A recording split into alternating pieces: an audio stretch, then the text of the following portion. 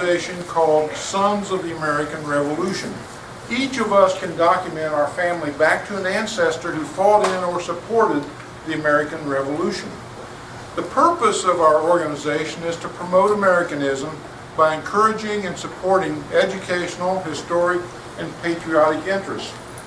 A significant part of our education program is something that we refer to as our traveling trunk. And our traveling trunk today, we have a number of items that depict what colonial life was like. About 250 or so years ago, much of our population in our country lived out in the country. They didn't live in the cities. So they were usually very far removed from mercantile stores and trading posts and what have you. So they pretty much had to make do with what they had. They made a lot of their own things from the materials that they had available, and a lot of the things that we'll be showing you today pretty much represent what some of those items are. As we go along, we will be making or asking some questions, and if you think you know the answer to the question, raise your hand. We'll call on you, and if your answer is correct, we will give you one of these historic flag bookmarks. You might be wondering about the uniform that we're wearing, Rick and George and myself. So let me tell you a little bit about it. This is a replica of a uniform that was designed none other by George Washington. He designed it for himself and for his staff. And I didn't realize George Washington was a fashion designer, among other things. He was a great general, a great president. I have a high collar, okay, and that collar served a purpose.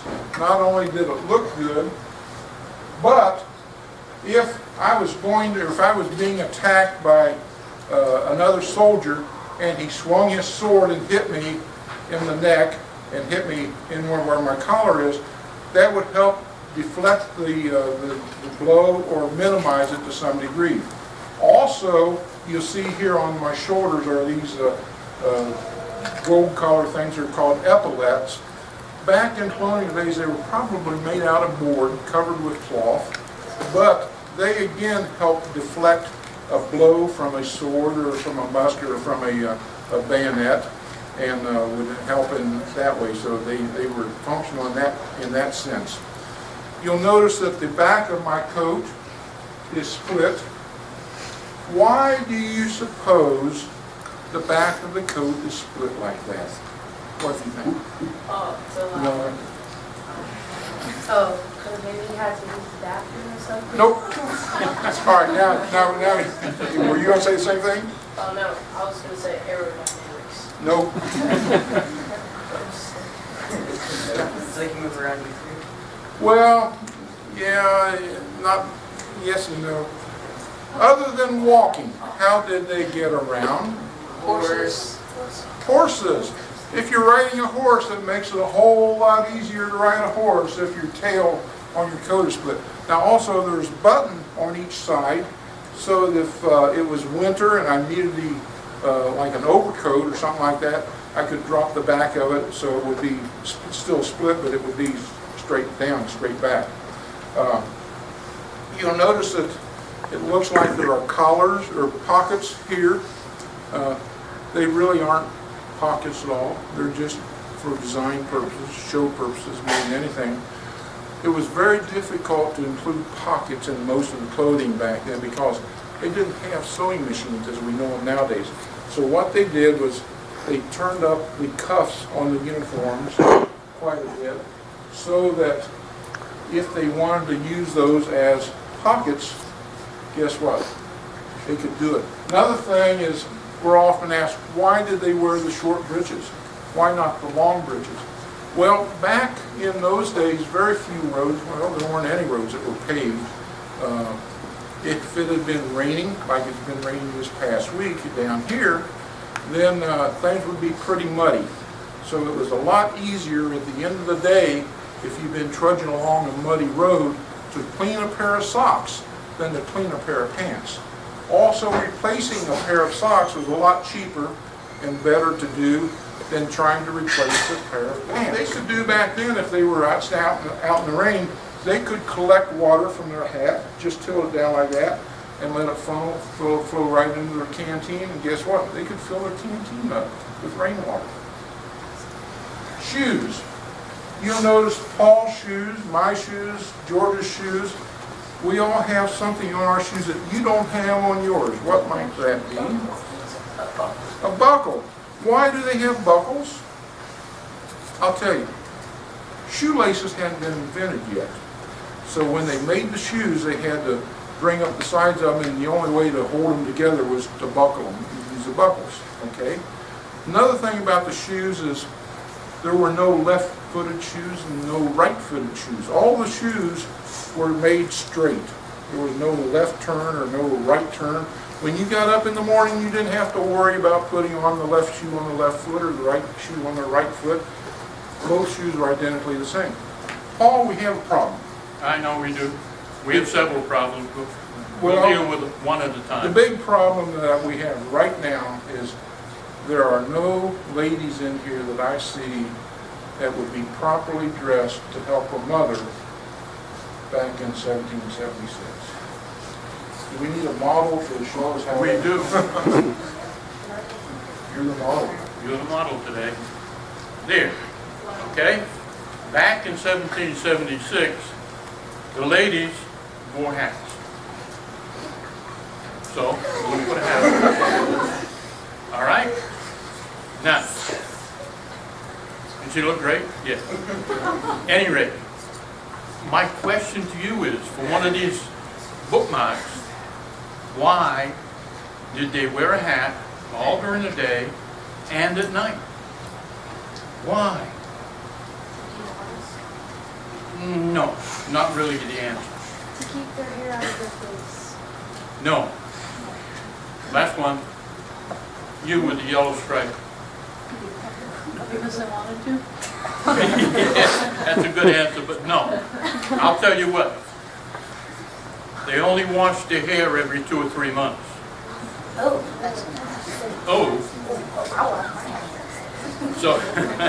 So, any rate, where they didn't wash their hair that often, then their hair didn't look that good. Now, I selected her for another reason. Because she has it in a bun. And all of you with long hair, you wouldn't be able to help your mother because as you leaned over the fire, if your hair were loose, it might catch on fire. So you with long hair back there, you'd be a Roman candle with flaming hair. So, any rate, this is why they wore a hat. Basically because they didn't bathe that often. All right, don't go away. But she goes out on Sunday and she wants to look nice. Yes. So, then she would wear a hat with a little lace on it, or she, if she were clever with a needle and thread, she could embroider the sides of it and have it look real pretty. All right? Now don't go away. I'm still here. You also had other things you wore. Here, take that in. Just hold it around your waist. Okay? Those are pockets. Remember we said we didn't have pockets back then. They didn't make pockets. So if she had 10 dresses,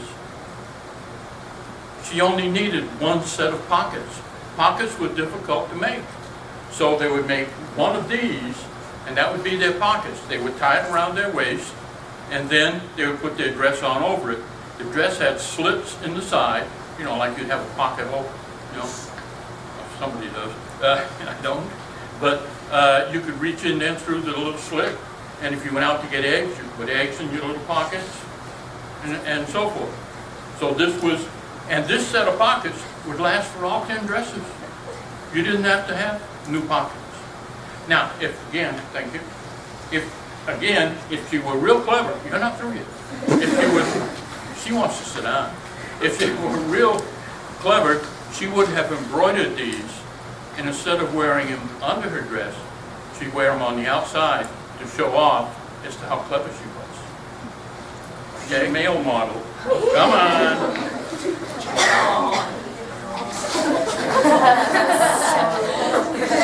Okay, men wore hats too. Pretty much same reason. They didn't wash their hair very often. Plus, they've been out in the forest or the woods or the field or wherever working. So they wore hats. Their hats look like this.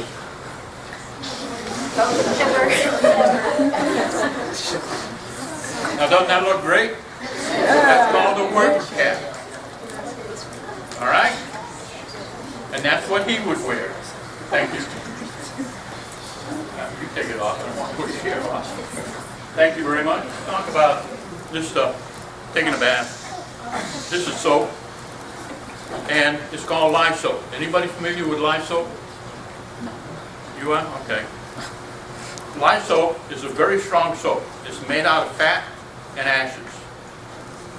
So, back in the colonial days, the woman would keep all the fat that she got from cooking for a year. And in the spring, she would take that collection of fat, mix it with wood ashes. And if she mixed it in the proper proportion and cooked it up, when it cooled down, it would be soap. This, I'll tell you, is a toothbrush, just in case you're wondering. What's the handle made out of? Wood. Wrong, not wood. Plastic? Who said plastic? Hands up for who said plastic. Plastic hadn't been invented in 1776. It's made out of bone. Okay, this is the scrubbing pot. What's that made out of? Hair. Hair. Very good. What kind? Pig. Pig hair. This is made out of pig ribbon. So if you were fortunate enough to have a toothbrush, and you lived in a family, usually there were 10 or 12 people in the family had a toothbrush.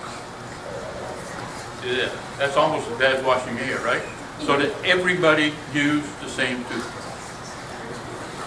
Now, let's say that you didn't have a toothbrush and you lived out in the woods and so forth. What you would do is go out and get a piece of sassafras root. This grows out here. You can go get it. Go out in the woods, get sassafras root. Cut it, fray the end of it a little bit, and then use it to scrub your teeth. And it works. And you can have your own root. You didn't have to share it. But you scrub your teeth, and the advantage of this is that the sassafras tastes a little bit like root beer. So, you know, it's not all that bad. Try it sometime. Comb, good. What's this made out of? Plastic. Armadillo. Wrong. I don't think they had armadillo back then. Wrong. Not wood, not armadillo. No. Up against the wall. Ivory? No. No, I'll tell you. It's made out of buffalo horn. This is a buffalo horn in its crude form. Fresh off the buffalo. This is one that has been polished. This actually is a powder horn. But if you look at the comb and you look at the polished buffalo horn, they look pretty much the same, don't they? They could have been cut from it. And that's what they did. They would polish buffalo horn. Guys, I got news for you. Guys carry fans. Oh yeah, guys carry fans. But so did the ladies. Now the reason that they carried fans was that back then, the closest dentist was probably 100 miles up the road. Muddy road, and if you could get to him, you know, good luck. So they didn't have very good teeth. And they would hold the fan up and they would talk to the person they're going to talk to for two reasons. One, it didn't show their teeth, their bad teeth, or their lack of bad teeth. And when you have bad teeth, what do you also have? Bad breath. So it masks the bad breath. And you can actually put a little perfume on this if you wanted to make it even stronger. So this is why guys, as well as girls, carry fans. Can I do it? Y'all know what this is? Yes. A stamp? No. It's a rock. Hershey's chocolate bar? No. Picture. She's been pretty good at her. A carving? No. What do you think? Photo frame. A photo frame? No. Let me give you a clue. In December of 1773, a group of patriots dressed themselves up as Indians in Boston. They boarded 3 ships and they threw 342 cases of this stuff in Boston Harbor. What was it called? Tea. Boston Tea Party. Yeah. This is how tea came back in those days. It would be grown in China, and the only way that they could ship it economically on the ships would be to steam it and condense it and put it in molds and put it in bricks like this and ship it. A typical family would not have enough money to buy one of these bricks of tea. So what the merchant would do a lot of times is clip off a part of it and sell it to a family. And if I wanted to have tea, what I would do is I would take this little smaller brick of tea, I'd take a knife and I'd shave off some shavings off of that into, this is called an infuser. Probably a little basket that they made, very similar to this, and put this infuser with the tea in it over the cup, pour hot water in, and let the tea sit and seep for about 5 or 10 minutes, and after that, I would have my cup of tea ready to drink. Now, back then they used to like to do the same as what we do now. They wanted to sweeten the tea. So what they would do is if they lived in, let's say Vermont or New Hampshire or Massachusetts where there's a lot of maple trees, they could use maple syrup, which was a very common thing that they could make back then. Down here in the South, there were lots of different types of grasses growing. They would take the cane from that grass and mash it and make molasses or sorghum. And if they had some honey bees around, they would use honey to sweeten their tea. We still do the same thing today, using honey. But the thing that they used more often than not was this. This is how sugar came back in the colonial days. It came in a little cylinder or cone like this. When they got ready to use the sugar to sweeten their tea, what they would do is they would take some little nippers, and it looks like somebody's already nipped off a top or so of this, and take that little piece of sugar and put it between their teeth and their gum, and then they would take their tea and drink it, and that was how they sweetened their tea. Now, Paul mentioned earlier about they had dental problems and so forth. A lot of people had lost their teeth. Well, if you put sugar between your teeth and your gum, yeah, you're asking for problems. Yeah. It's not good for your teeth, all right? Put it that way. When sugar came, when it was bought, it would be bought in blue paper like this. This is called indigo paper. Indigo is a plant was grown on the islands off the coast of South Carolina and coast of Georgia, and it's what ink was made from. And paper would be soaked in it, and the paper that was soaked in indigo would help keep bugs and so forth away from the sugar. Now you'll see here there's a little red stamp on the packet. That's a sign, that wax stamp means that the taxes have been paid on this sugar. Sugar was very expensive. Very expensive. In fact, in a lot of households, it was kept under lock and key. Cocoa beans got to be pretty reasonably priced. Before the Revolution, they were a little expensive, but along about the Revolution, things changed and they got a little bit more willing or able to purchase it. So what a lot of grist mills did was they would grind not only the corn and the wheat and the flour and cornmeal, but they would also grind up the cocoa beans and the cocoa powder. And that was the beginning. A lot of people don't know, but a lot of patriots, a lot of our forefathers drank hot chocolate, just like you might have had hot chocolate this morning for breakfast. So chocolate was something that was very common back in that day. 18th century light bulb. It's a candle. They didn't have electricity. So this is how they got light in their house. Remember now, when it got dark outside, it was dark inside. I mean, you know. So this was your source, plus the fireplace. You always had a big fireplace and a fire going, that produced light. But if you wanted to go to bed and you needed light to go up into the loft maybe to go to bed, this is what you took. This would be the candle holder and the candle. Now if you're going to go out doors, you probably take one like this. It's got glass on the sides. It's going to be tacks, there's glass on it. Some of them were made with stamped metal, with holes in the metal, so that they give off light. But this you could take out into the barn and try not to start a fire in the barn and burn the place down. This also got its little bit of history from someplace else. You remember what? One if by what? Right. One if by land, two if by sea. Paul Revere's ride.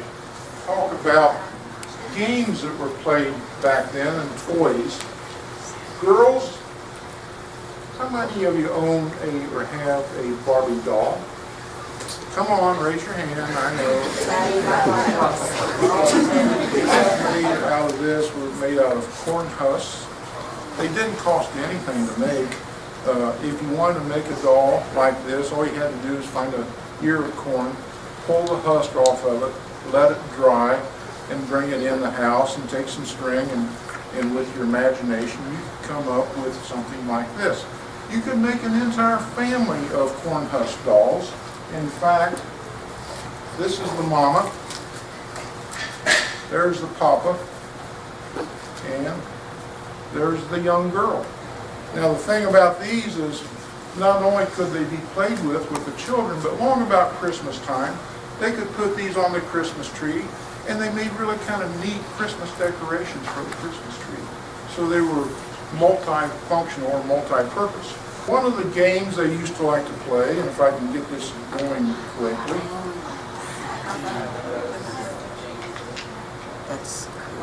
who can tell me what this is called? Jacob's ladder. All right, you got it. It was very easy for them to take ribbon, blue and red ribbon, or whatever color ribbon, and blocks of wood, and they could make their own Jacob's ladder. This is a game that everybody will recognize. Checkers, right? Okay. The Continental soldiers really liked this game, and it was very easy for them to do, easy for them to play, because they could fold a piece of cloth up like this that they made a checkerboard out of, and fold it up and put it in their haversack. Didn't weigh much at all. They didn't have to worry about a board breaking or the added weight of a board, and so it came very easy for them to use. They did not have the shiny red and black checker pieces that you have, because what they would do is they could go out, find a tree somewhere, saw a limb off, and cut that limb into little wedges or pieces, wafers like this, and then they could put the finger in axle grease and darken one side and darken the other side, and cover one person's pieces with black like that, leave the other natural, and you've got dark pieces and light pieces. Same thing as black and red shiny plastic pieces that you got nowadays, only a little bit more original. Okay, another thing they used to like to do is they played cards. They enjoyed card games, but the cards that they played with were somewhat different from the cards that you play with today. Who can tell me what the difference is between this card and what you play with? What do you think? There's no numbers on it, right? What else is different? What do you think? It's one side. There's nothing on the other side, right? Most of the cards that you play with now have nice pretty pictures and everything on them and all kinds of stuff, right? Yeah. Well, they didn't need that back then. One of the reasons why, ink was very expensive. Ink was one of those items that was very heavily taxed. When the Stamp Act came along, Playing cards is one of the things that was taxed, along with paper and newspapers and magazines and virtually everything that had any printing at all on. So playing cards were expensive from that part, but also the fact that the ink was very expensive also. So there's only one side of the card that's important. Now, if only 20% of the people could read or write, there was no reason to put numbers on for the other 80%. They already knew what it was all about. So, hey, that was pretty much the playing card that they used back then. Cup and ball. All right, I've got to demonstrate this one time. I did it earlier today, but I'm really not very good at this. Okay. I need 2 volunteers, 1 guy and 1 girl. You can do it. He's going to come down. Oh, you're. He's in your You get 2 shots at it, okay?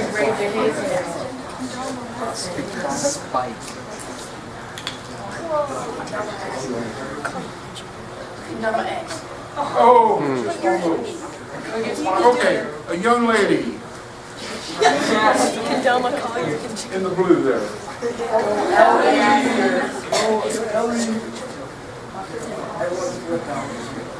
Ready?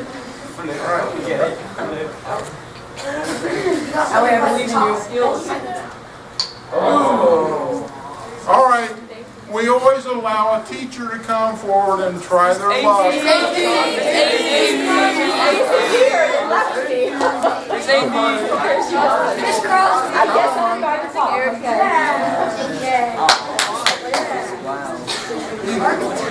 had a lot of practice and you're getting better all the time. I've done this like 5 times today. I should get it right.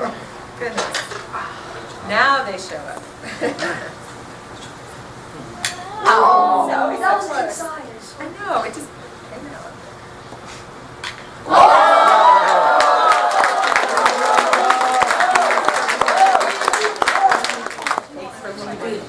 Another game that they used to like to play was a game called nine pins.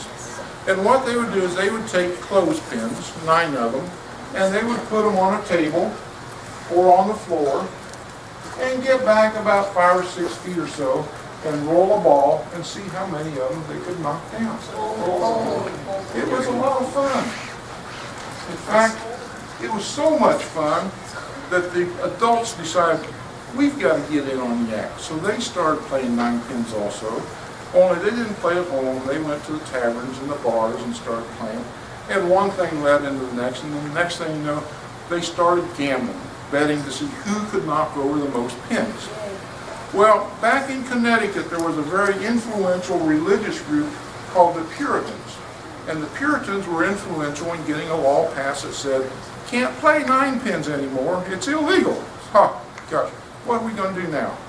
So the adults said, wow, you know what? There's no law against playing 10 pins. Let's just add a pin. We'll make it 10 pins. So that's exactly what they did. When you go bowling today, how many pins do you try to knock down? 10 pins, yeah. One of the things they did back in colonial days, King George was not very well liked.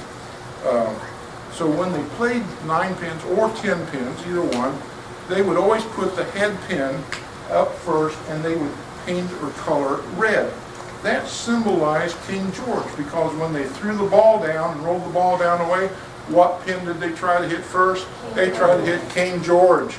So today, if you're familiar with bowling, that head pin, that very first pin, is often referred to as the king pin. They didn't have ballpoint pens back then. They didn't have computer printers that would do the printing for them. They had this. This is called a quill.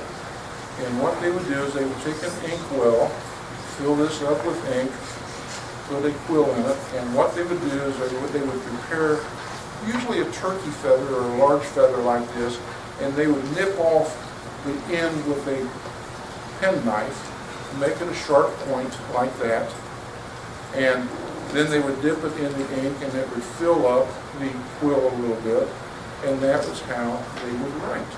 Can you imagine trying to write an essay or the Declaration of Independence or the Constitution this way? It took about a month for the man who wrote the Declaration of Independence to write the Declaration of Independence, the official copy of it. Well, when Paul and George, and I guess probably even Rick also, when we went to school, we didn't have these whiteboards. We had what was called blackboards. They were black pieces of slate all across the end of the room, and they were written on with chalk. Later on, when I was in college, they went from black to green. They were green boards, and they used yellow chalk. Big deal. So now they've evolved to this. Back in colonial days, however, they didn't have those big blackboards, but every student had one of these. This was a student blackboard, and if your teacher was going to give you a history test, she would ask you a question, and you would write the answer in chalk on your own blackboard. She would come around, look at your answer, and say, yeah, you're right, or no, I'm sorry, you're wrong. And that was it. Okay. This is a musket. This is what is referred to, what is called a replica model 1766 Charleville musket. The reason it's called a Charleville musket is there's a town in France by that name, Charleville, where the armory was located that made these muskets, so therefore they took the name of the town where the armory was. They made these muskets for the French army. Well, that was nice and good. Long about 1776 or so, the French government said, we need to upgrade these 1766 models. They're getting a little outdated. We want our soldiers to have a little bit nicer weapons. So they came out with what was a 1777 model musket. And when they did that, they gave those to the new muskets to the French soldiers. And they took up all these old muskets and they stored them, and they did something, they condemned them. When you condemn something, that basically says they're not worth anything anymore. Well, they were worth something to somebody. Along about that time, the French government says, we're going to start supporting the American Revolution. Now, we have like 30,000 of these muskets, so we're going to give those to the Americans. They packed them up in 3 ships, shipped them over to Portsmouth, New Hampshire in 1777, and they were offloaded, and this musket essentially became the musket that was the standard issue for the Continental Army soldier. Now, this musket is what is referred to as a flintlock musket. You'll see here, there's looks like a thing sticking out of this hammer. That is a flint. Now, what happens when flint hits steel? A spark creates. So what I'm going to do is I'm going to demonstrate. If I was getting ready to fire this, like they did in the Revolutionary days, I would cock the hammer back a bit, close the hammer. I would take black powder and put it in the pan. I'd take the rest of the black powder, I'd dump it in the barrel, put my musket ball in, take my ramrod and ram it down all the way. And then I would be ready to fire it. Now, what I'm going to do is, I'm going to do it too close. Look right in here, because when I pull the hammer, the flint is going to go forward, it's going to strike the plate, it's going to create a spark. That spark is what would have ignited the black powder in the pan. That would have gone in and ignited the powder in the barrel, and that explosion is what forces the musket ball out. So watch right in here. 1, 2, 3. Did you see the spark? Didn't have a problem. Okay, I'll do mine. You ready? Paul has what is called a brown bess musket. The brown bess musket is what was used by the British Army, made by the British. There's not a whole lot of difference between the brown bess and the Charleville, except the brown bess is a 75 caliber, a little bit bigger barrel than the Charleville, which is only a 69. But even 69 versus 75, if a musket ball hits you, it's going to do some pretty serious damage. So anyway, the other thing Both of them are pretty much the same, except when the French made the Charlottesville musket. And one of the things they did was here, here, and here, you see there's metal bands around the barrel and the stock, the wood.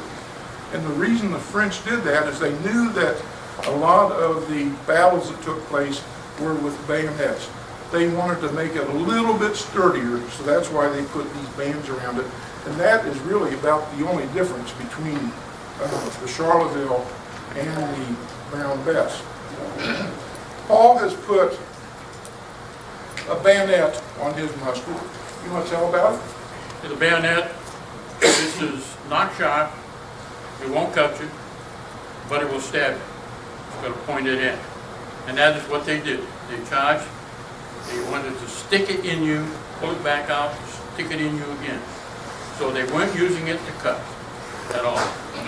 Probably 50 to 60% of all casualties in the Revolutionary War were caused by the bayonet and not the musket ball. Reason being, musket ball can hit you anywhere, right? If it hits you in the arm or the leg or something, surgeons could fix it. They knew how to do it. This thing was stabbing you in your vital organs, your stomach, kidneys, lungs. Surgeons did not know how to fix the body cavity back then. They didn't have any idea how to operate on it. So if you got stabbed in the abdomen by this, lay down, say goodbye, you're gone. So that's why there was so many more casualties with this than with the musket ball. Now, when you fire the musket ball out of either one of these, there's smooth bore. That means there's no rifling. This has no spin, so you don't know where this is going. We're only accurate up to about 100 feet. So that's why you saw it, if you see in movies, the lines move closer and closer and closer together until they got where they could hit something. Then they stop, both sides fire. This is a Revolutionary War pistol. You see a little spark? See the spark? This was not carried by the foot soldiers. This was mainly carried by the cavalry, because the saddles of the cavalry had built-in holsters for the pistol. And it's much easier to fire a pistol on horseback than it is to fire a Charleville or a Brown Bess on horseback. So this was one of the weapons of choice for the cavalry.